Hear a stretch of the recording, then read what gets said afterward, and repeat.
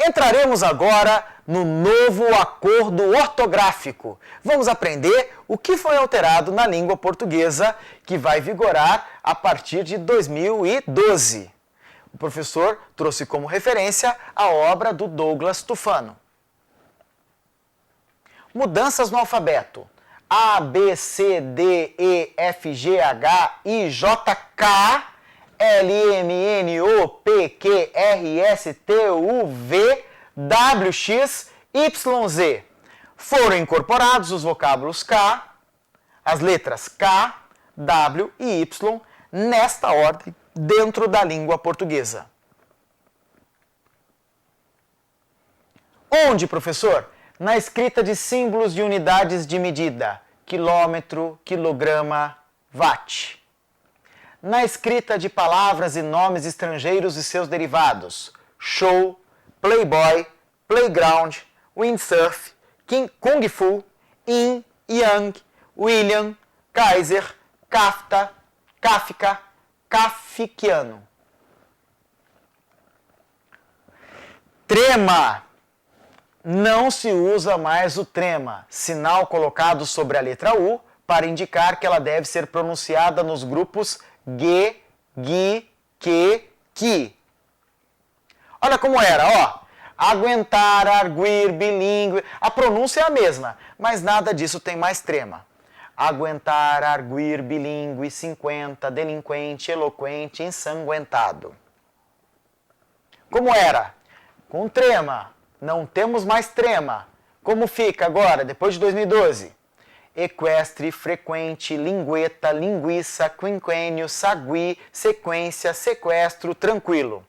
Não muda a pronúncia, só deixamos de grafar o trema. Atenção! O trema permanece apenas nas palavras estrangeiras e em suas derivadas. Exemplo, Miller, milleriano.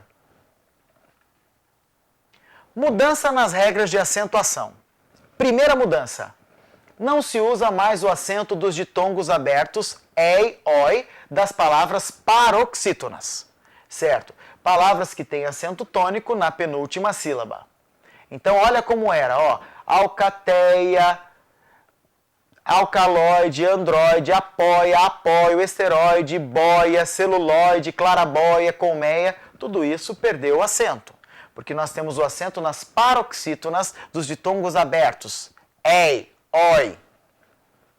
Coreia, debilóide, epopeia, estoico, estreia, estreio, geleia, heróico. Beleza, não temos a grafia com acento. Aqui, ó, o ideia, tantos ainda continuam colocando ideia, perdeu o acento. Jiboia, jóia, odisseia, paranoia, paranoico, plateia, tramóia. Grafe sem o acento nesse ditongo aberto. Atenção! Essa regra é válida somente para palavras paroxítonas.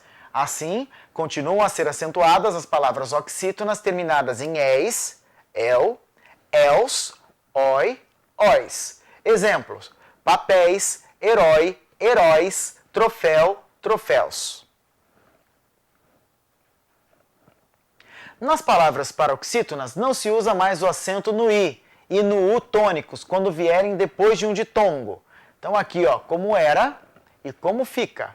Baiuca, bocaiúva, cauíla, feiura. Atenção! Se a palavra for oxítona e o i ou o u estiverem na posição final ou seguidos de s, o acento permanece. Tuiuiu, tuiuius, Piauí. Terceiro caso. Não se usa mais o acento das palavras terminadas em e, o. Beleza? Então, ó, abençoo vai ficar assim. Eles creem, vai ficar creem. Deem.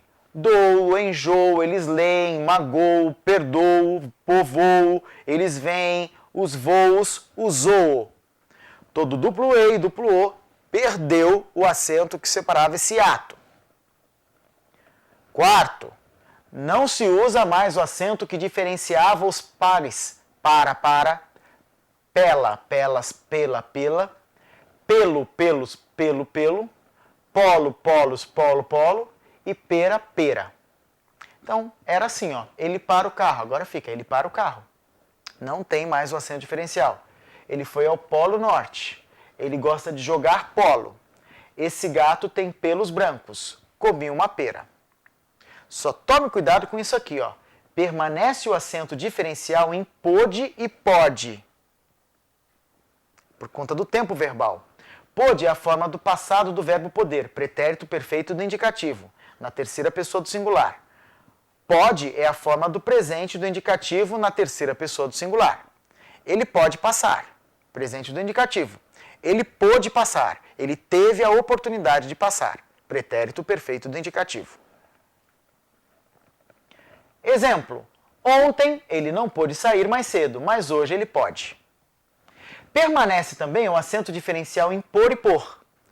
Por com acento é verbo. Por sem acento é preposição. Vou pôr o livro na estante que foi feita por mim. Permanecem os acentos que diferenciam o singular do plural dos verbos ter e vir, assim como de seus derivados, manter, deter, reter, conter, convir, intervir, advir, etc. Exemplo, ele tem 2 carros. Eles têm 2 carros. Ele vem de Sorocaba. Eles vêm de Sorocaba. Ele mantém a palavra. Eles mantêm a palavra. Ele convém aos estudantes. Eles convêm aos estudantes. Ele detém o poder. Eles detêm o poder. Ele intervém em todas as aulas. Eles intervêm em todas as aulas. Certo? Nós continuamos desse mesmo jeito. Nós grafamos assim. Certo? Muito bem. É facultativo o uso do acento circunflexo para diferenciar as palavras forma e forma. Em alguns casos, o uso do acento deixa a frase mais clara. Veja este exemplo. Qual é a forma da forma do bolo? Quinto caso do novo acordo. Não se usa mais o acento agudo no U tônico das formas tu, arguis, ele, argui, eles, arguem, do presente do indicativo dos verbos arguir e redarguir. Certo? Sexto caso. Há uma variação na pronúncia dos verbos terminados em guar, quar, quir, como aguar, averiguar, apaziguar, desaguar, enxaguar, obliquar, delinquir.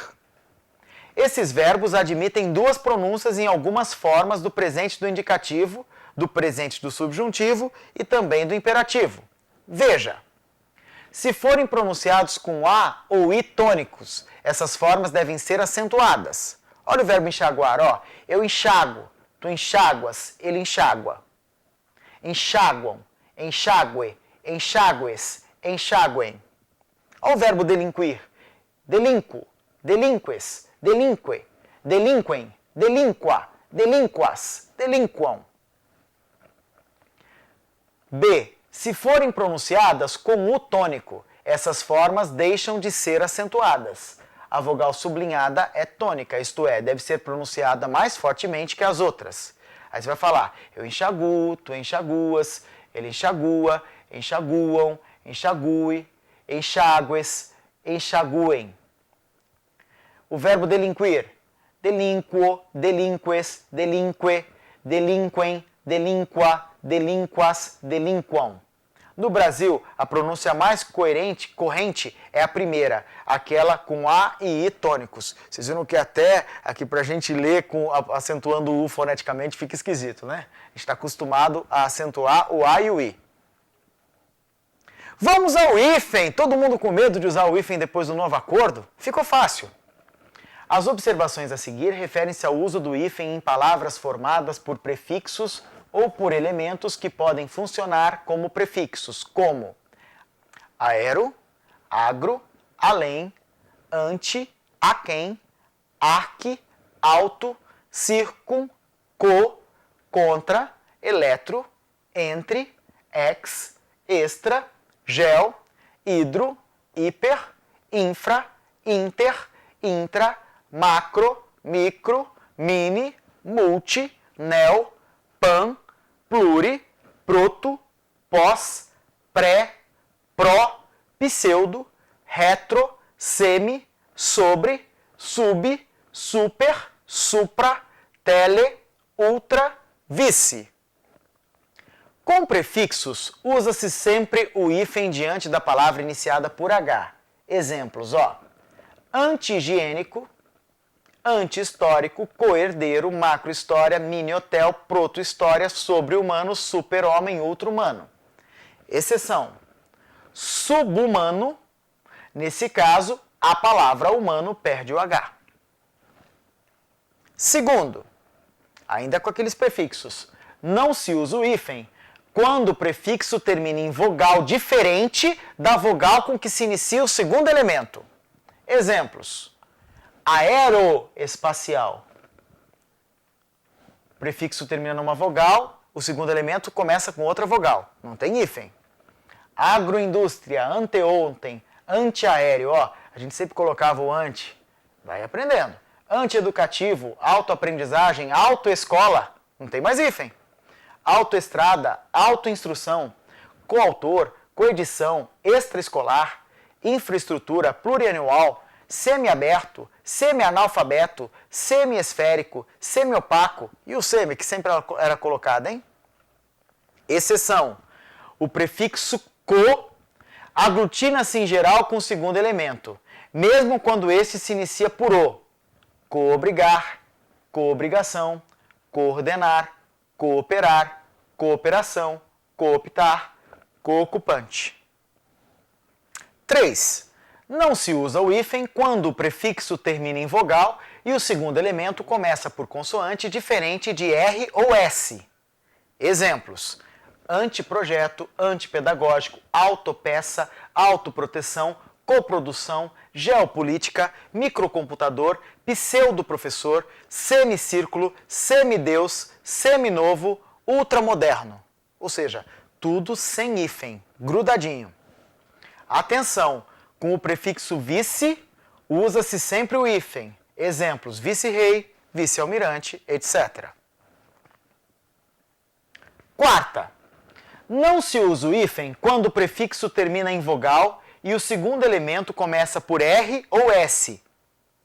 Nesse caso, duplicam-se essas letras.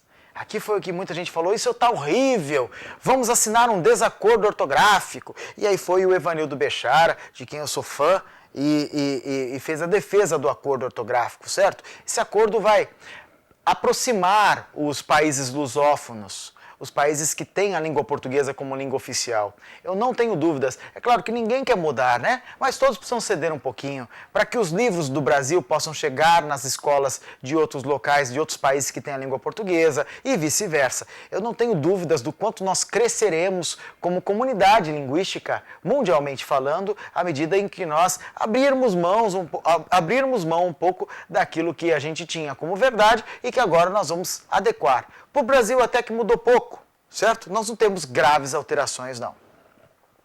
Aqui, então, é isso, olha. Não se usa o hífen quando o prefixo terminar em vogal e o outro começar por R ou S. Mas aí você vai dobrar o R e o S.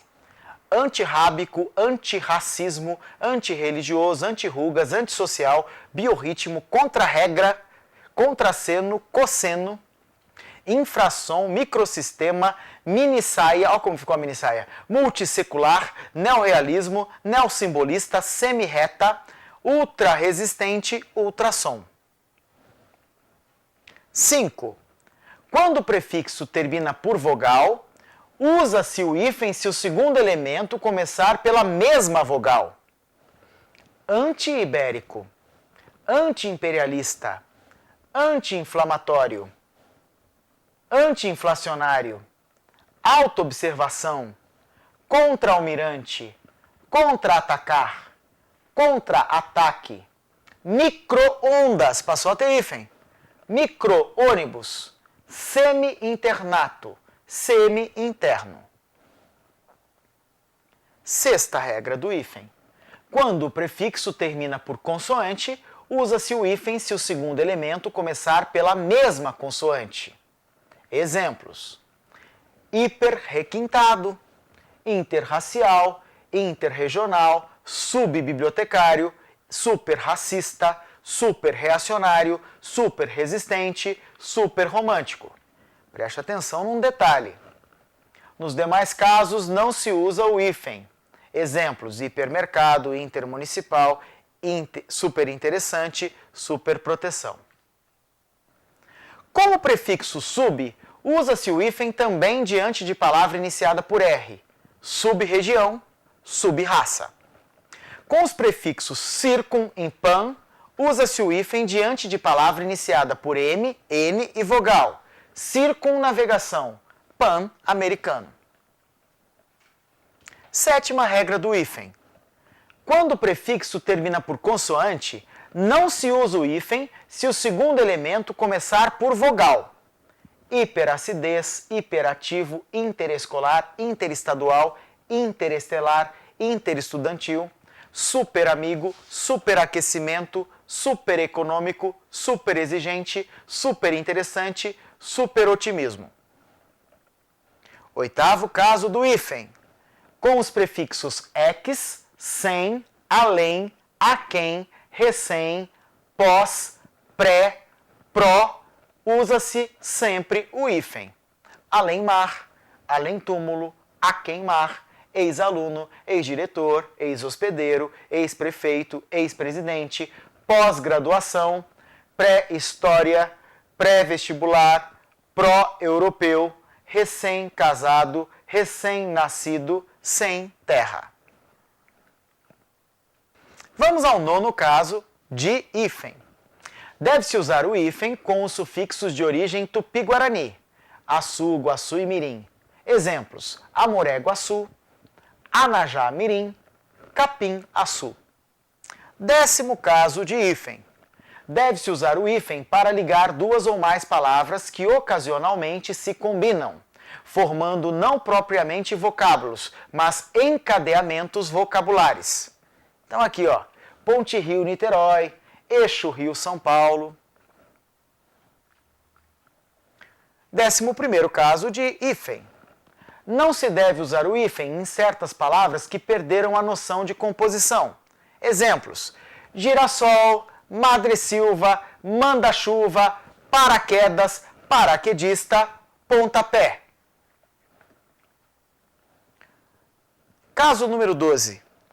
Para clareza gráfica, se no final da linha a partição de uma palavra ou combinação de palavras coincidir com o hífen, ele deve ser repetido na linha seguinte. Então, ó, a translineação. Você está fazendo uma redação lá no finalzinho, ó, e coincidiu com o hífen. Então, conta-se. Repete aqui o sinalzinho lá, o hífen, certo? Na translineação. O diretor recebeu os ex-alunos, ó, coincidiu com o hífen. E aí você coloca aqui na translineação, na linha de baixo também.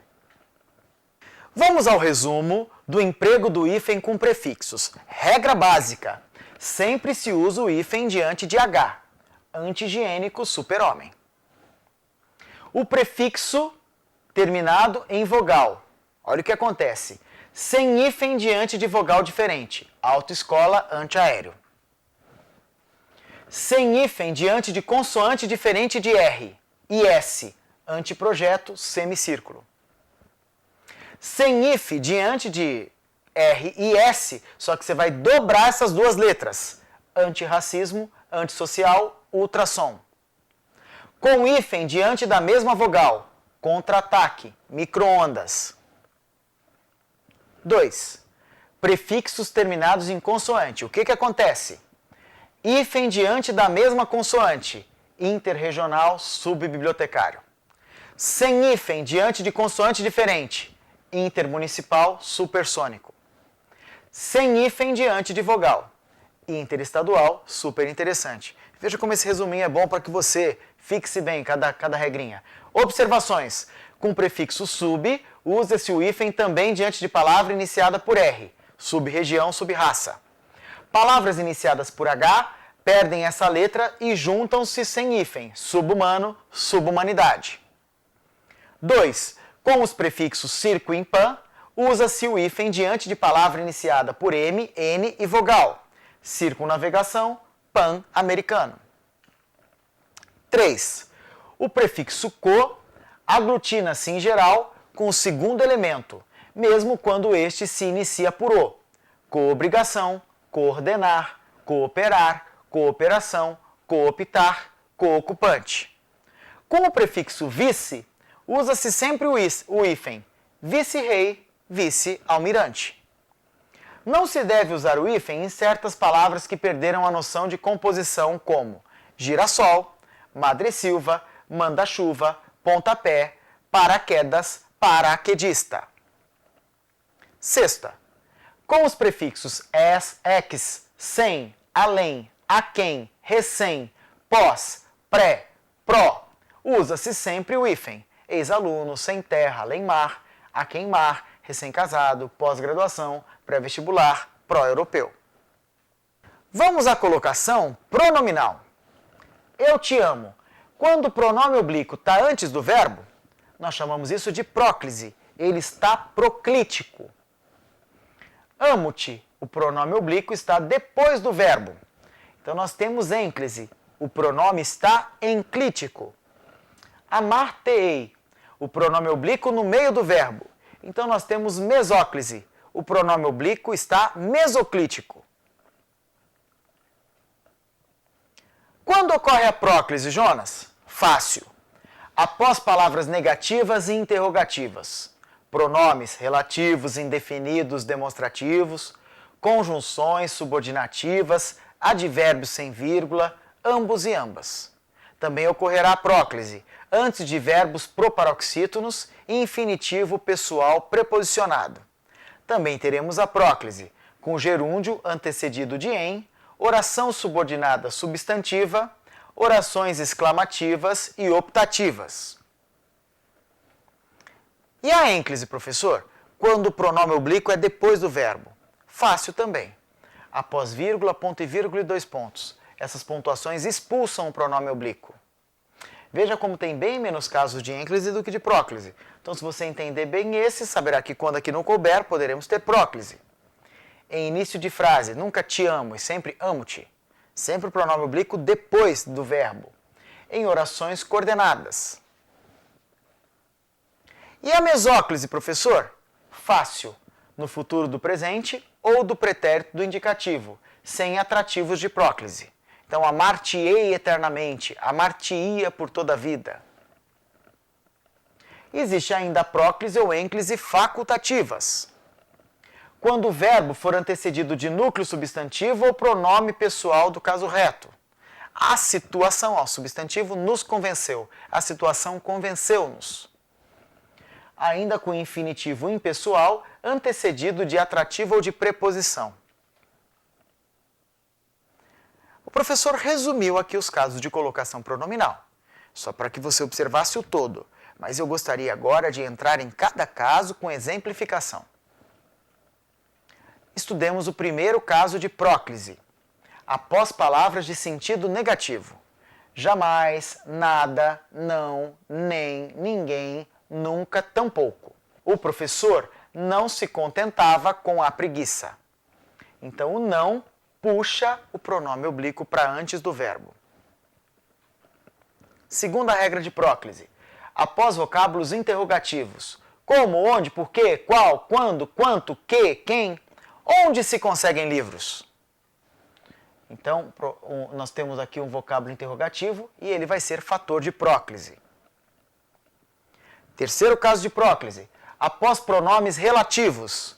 Que, quem, o qual, a qual, onde, quanto, quanta, como. Só casarei com a mulher que me aceitar farrista. A qual me aceitar farrista. Eu sei que é um pronome relativo e aí eu tenho caso de próclise. 4. Após pronomes indefinidos. Alguém, ninguém, algum, nenhum, pouco, tudo, vários. E também os demonstrativos. Esta, essa, aquela, este, esse, isso. Isso nos faz refletir. E nunca isso faz-nos. Certo? Porque o pronome demonstrativo ou indefinido puxa o pronome oblíquo. É fator de próclise. Após conjunções subordinativas, conforme, como, embora, quando, que, se. Quando lhe faltarem com respeito, não ligue. Ou quando aqui, ó, conjunção subordinativa temporal, puxando o pronome oblíquo em próclise. Importante, com a conjunção que elíptica, usa-se próclise. Espero que se faça justiça. Espero se faça justiça. Sexto caso de próclise. Após advérbios não isolados por vírgulas. Agora, apenas, aqui, ali, hoje, amanhã, já, só, sempre, também, talvez, etc. Hoje se aprenderá algo. Sétimo caso de próclise. Após o numeral ambos e ambas, eles também são atrativos. Ambos se apaixonaram. Puxamos o pronome oblíquo. Não pode, professor, ambos apaixonaram-se? Não pode. Ambos e ambas são fator de próclise. Oitavo caso. Antes de verbos proparoxítonos. Agradávamos. A terceira é mais forte. É um verbo proparoxítono, tenho que ter próclise. Nono caso de próclise. Com verbo no gerúndio e antecedido pela preposição em. Em o estimando, verbo no gerúndio, e tem o em antecedendo. Aí é próclise. Em estimando, em se tratando. Décimo caso de próclise. Diante de infinitivo pessoal flexionado regido de preposição. Ao se observarem os problemas, resolva-os. Infinitivo flexionado, pessoal, né? Flexionado, regido de preposição. 11º caso de próclise. Em orações subordinadas substantivas. É importante isso. Não é uma oração substantiva? Então o pronome oblíquo dela tem que estar antes do verbo. 12º caso de próclise. Em orações exclamativas. Nossa, como ela se assusta! 13º caso de próclise e último, de próclise, em orações optativas, as que exprimem desejo, vontade, Deus o abençoe. Importante, a ênclise se o sujeito vier depois do verbo. Abençoe o Deus Todo-Poderoso, Pai, Filho, certo? Entendamos agora a mesóclise. Com verbos no futuro do presente ou no futuro do pretérito do indicativo, se não houver palavra atrativa que exija a próclise. Então, amar-te-ei por toda a vida, amar-te-ia por toda a vida. Então, veja, o verbo está no futuro do presente ou no futuro do pretérito e não tem nenhum dos 13 casos de próclise. É aí a condição para que exista a mesóclise. Faremos agora o estudo dos casos de ênclise. Primeiro caso, início de frase. Esperam-se mudanças. Não pode falar se esperam mudanças. Te amo. Nossa, professor, mas eu disse te amo para tanta gente. Olha, reescreve todas as cartinhas de amor que tinham te amo, te amo, te amo. Agora você escreve assim, amo, te amo. Se você não ama mais, você fala amava, te amava, ou amei, certo? Muito bem. Quem sabe rola um flashback, né? De repente tá solteiro, tá solteira. Brincadeirinha, ó, só para não esquecer. Nunca comece frase com pronome oblíquo. Não pode, é fator de ênclise. Após vírgula, ponto e vírgula ou 2 pontos. Entrou, sentou-se no sofá, despiu-se. Ênclise, porque as vírgulas expulsam o pronome para depois do verbo. Em orações coordenadas, com ou sem conjunção, fez os exercícios e atentou-se aos pegas. Ó, daqui para ali você acha que está certo. Fez o exercício e se atentou aos pegas. Está errado. E atentou-se. São orações coordenadas. Essa aqui, ó, coordenada sindética aditiva. Então nós temos aqui, ó, ênclise obrigatória. Só tem 3 casos de ênclise. Após vírgula, ponto e vírgula e 2 pontos, e início de frases e orações coordenadas. Fácil. E agora, ênclise ou próclise facultativas. Primeiro caso. O verbo antecedido de substantivo ou de expressão que tem um substantivo como núcleo. A situação nos convenceu. A situação convenceu-nos. Segundo, infinitivo impessoal, antecedido de palavra atrativa ou preposição. Tenho medo de lhe agredir. Ó, a preposição aqui, ó. Tenho medo de lhe agredir ou de agredir-lhe. Porque é um infinitivo impessoal, antecedido de preposição. Próclise ou ênclise facultativa. Terceiro e último caso de próclise ou ênclise facultativa. Verbo antecedido por pronome pessoal do caso reto. Eu, tu, ele, ela, nós, vós, eles, elas. Eu me dirigi à igreja ou eu dirigi-me à igreja. Importante. Em verbos coordenados, quando houver ênclise, devem ser repetidos os pronomes obrigatoriamente. O estudante dedica-se, aprimora-se, aprova-se. Pode fazer o exercício 48. Muito bem. Em 2005, uma brigada completa atualmente instalada em Niterói, com aproximadamente 4.000 soldados, será deslocada para a linha de divisa com a Colômbia. Se ela será deslocada, ela deslocar-se-á. Isso, ó, será é futuro do presente.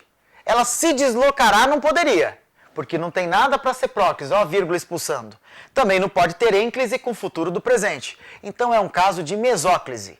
Então olha o que diz a banca, CESP. A substituição de será deslocada por deslocar-se-á mantém a correção gramatical do período? Se você marcou certo, acertou o exercício. Faça o próximo exercício. Muito bem, fácil, né? A alternativa em que a frase apresenta um erro de colocação pronominal é... Vamos ver. É difícil dizer-te o quanto te amo. Tudo bem, né? Aqui, ó, infinitivo impessoal, tudo certo. Quanto te amo, tudo bem também. João, expulsa-os já do jardim. Expulsa-os já do jardim. A vírgula expulsando aqui, ó, o pronome oblíquo. Então é ênclise. Tudo bem também com a letra B. Letra C. Jamais, ó, palavra negativa. É próclise, ela puxa. Jamais me mudarei daqui.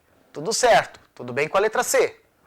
Letra D. Fiquei olhando o carteiro, o qual, pronome relativo, fator de próclise, ele puxa, o qual se aproximava. É a letra D, o gabarito, é essa que tem um erro de colocação pronominal. Ainda na questão da Carlos Chagas, por que a E está certa? Porque novamente nós temos um infinitivo impessoal que pode ser seguido por ênclise. Muito bem, eu espero que esse curso tenha lhe ajudado a entender bastante coisa aí, muitas coisas sobre a gramática aplicada ao texto, certo? Fique com Deus, continue estudando e preste atenção. É importante que você perceba que a gramática normativa, ela tem uma relação direta com o quê? Com o entendimento do texto. As regras gramaticais lhe ajudarão a entender o texto. A relação é direta, é intrínseca, é total da semântica, da interpretação de texto com a gramática aplicada ao texto, certo? Continue estudando, faça prova de concurso, tome posse. Tenho certeza que você terá sucesso. Fique com Deus, para mim foi um prazer muito grande.